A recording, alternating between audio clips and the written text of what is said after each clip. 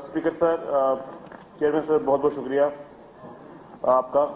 मेरे को मौका मिला ग्रांट से बोलने का। मैं अपने चीफ मिनिस्टर साहब को मुबारकबाद दूंगा।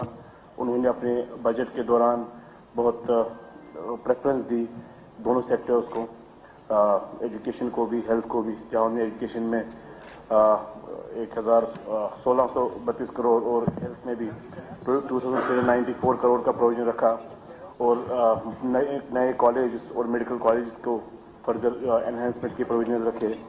वहीं मैं बहुत दिल की उम्मीद गहराइयों से मुबारकबाद देता हूँ अपनी मिनिस्टर साहिबा को, जो ज़ाती तौर मैं समझता हूँ बहुत कॉम्पिटेंट है इस कैबिनेट में, जिनने जब से इन्हें संभाला हुआ है।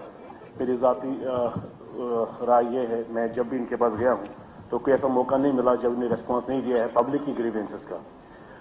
तो इसलिए मैं उनको मुबारकबाद देता हूँ, और मुझे पूरा यकीन है जो इनका पॉलिटिकल विजडम है, जो पिछले 20-25 साल से हर एक मिनिस्ट्री में वजारत में मिनिस्टर रही है, उसका फायदा हमें इन मुश्किल हालात में होगा इंशाअल्लाह मुस्तकीम। सर, मेरी कुछ सजेशंस रहेगी। यहाँ ऑनरेबल मेंबर्स ने बहुत अच्छी सजेशंस दी है। मैं उम्मीद करूंगा कि ऑनरेबल मिनिस्टर साहिबा अपना डायनेमिज्म उसमें डालेंगी और इंश्योर करेंगी कि इन मेंबर्स की बातों का ख्याल रखा जाए जिनने बोला है, ट्रांसफर पॉलिसी पे बोला है, ये जो बाकी हमारे एम्प्लॉयज की कमी है उस पर बोला हुआ है। सर, मैं भी कुछ सजेशंस दूंगा। अभी मैं सर कल डिबेट देख रहा था पार्लियामेंट की कुछ दिन पहले, वहाँ भी एजुकेशन पे बात हो गई। तो बड़ी नोटेड हमारी एक सोशल एक्टिविस्ट है और ऑनरेबल मेंबर भी है, सुधा मूर्ति जी। तो उन्होंने कहा कि ट्रेनिंग होनी चाहिए टीचर्स की। मैं समझता हूँ सर, एक रेगुलर जो ट्रेडिशनल ट्रेनिंग होती है उसके मजीद हमारे कुछ भी टीचर्स की ट्रेनिंग होनी चाहिए। एक प्रोसेस स्टार्ट होना चाहिए ट्रेनिंग का, अदर देन जो हमारा वो एज एंड वैन रुका डाइट की ट्रेनिंग होती उसके बगैर भी। क्योंकि सर आज की डेट में एनसीईआरटी और सीबीएसई के बगैर भी वो नए करिकुलम्स आए हैं। आईजीसीएसई का करिकुलम आया है जो डायरेक्टली कैम्ब्रिज ये करता है, उसके स्कूल भी श्रीनगर में चलते हैं आज की डेट में। तो मैं समझता हूँ सर ट्रेनिंग होनी चाहिए। और सर कुछ जगहों पे बड़ा ध्यान देने की जरूरत है हमें एजुकेशन सेक्टर में। सर, फीस फिक्सेशन कमेटी का इशू रहता है। कोई बात नहीं, मैं इनको बोलने चाहिए, 2 ही मिनट हो गए। सर, फीस फिक्सेशन कमेटी का एक इशू रहता है, फीस फिक्सेशन कमेटी का इशू रहता है सर। तो मैं समझता हूँ सर बहुत पेरेंट्स की बात करिए जी सर, बहुत पेरेंट्स की बात डिमांड होती है कि फीस फिक्सेशन कमेटी में काफी इश्यूज रहते हैं, जो कभी वकेशन के दौरान भी बच्चों को बस फीस दिए जाते हैं। ये सारा रिलेटेड इशू है sir, ground down the line ये हर एक को इफेक्ट करता है हमारे माशरे में। उसके मजीद सर एक ट्रांसफर पॉलिसी का बड़ा इंपॉर्टेंट इशू रहता है। ये ठीक है, मैं अपनी कॉन्स्टिट्यूंसी की बात करूंगा, लेकिन सर जब ट्रांसफर का इशू रहता है, मेरे कुछ ऐसे इश्यूज है, मैंने मिनिस्टर साहब से भी डिस्कस किया हुआ है।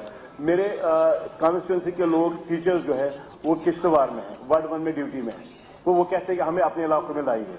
ये एक ह्यूमन इशू है सर। एक श्रीनगर का रहने वाला, बसपुरा का रहने वाला वार्ड 1 को जाना है, उसको मरवा में पोस्ट नहीं सर, बोलना जरूरी है ना सर, आपने टाइम एक्सटेंड किया, बोलना जरूरी है ना सर। तो सर मैं चाहता हूं कि एक जैसे इन्हें सबने बात की है सर, फिर तो बोलना ही नहीं है सर। सभी ने कब यहाँ तो मेंबर से 20 मिनट बोला है सर, आपने भी माशाल्लाह ठीक टाइम पे बोला सर, हमको तो बोलने दीजिए।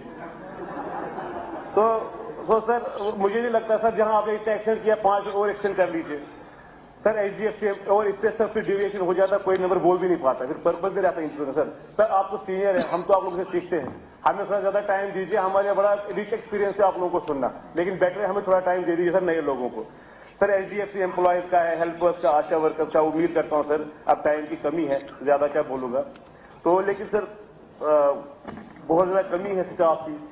आपका कोई 7,000 के करीब कश्मीर में प्राइवेट स्कूल है, 2,000-2,500 के करीब, 700 के करीब आपके गवर्नमेंट स्कूल्स है, उनकी हालत बड़ी खस्ता है गवर्नमेंट स्कूल्स की। इंफ्रास्ट्रक्चर डेवलपमेंट उनकी होनी चाहिए सर। आपका 47% जो पैरामेडिकल स्टाफ नहीं है, आपका 45% आपका जो डॉक्टर्स और जो डॉक्टर्स नहीं है अवेलेबल, इनको भरने की जरूरत है, इन वैकेंसी को फिल करने की जरूरत है सर। बोलने को तो बड़ा बोलना था, लेकिन आप टाइम का काफी कंस्ट्रेंट डाल रहे हैं। मैं समझता हूँ सर मेरे इलाके में खासतौर पर कुछ इश्यूज है, हेल्थ सेंटर, मेरे 17 हेल्थ सेंटर्स है मेरे असेंबली सेगमेंट में, उनमें मैं अब मिनिस्टर साहब को डिटेल पर्सनली दे दूंगा, समझ, क्योंकि ज्यादा तो बोल नहीं सकता हूँ। एक मिनट, 5 मिनट हो गए,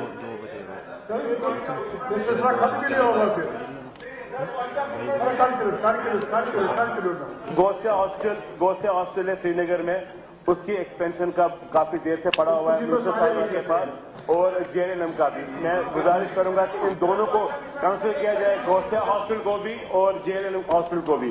और जो एरिया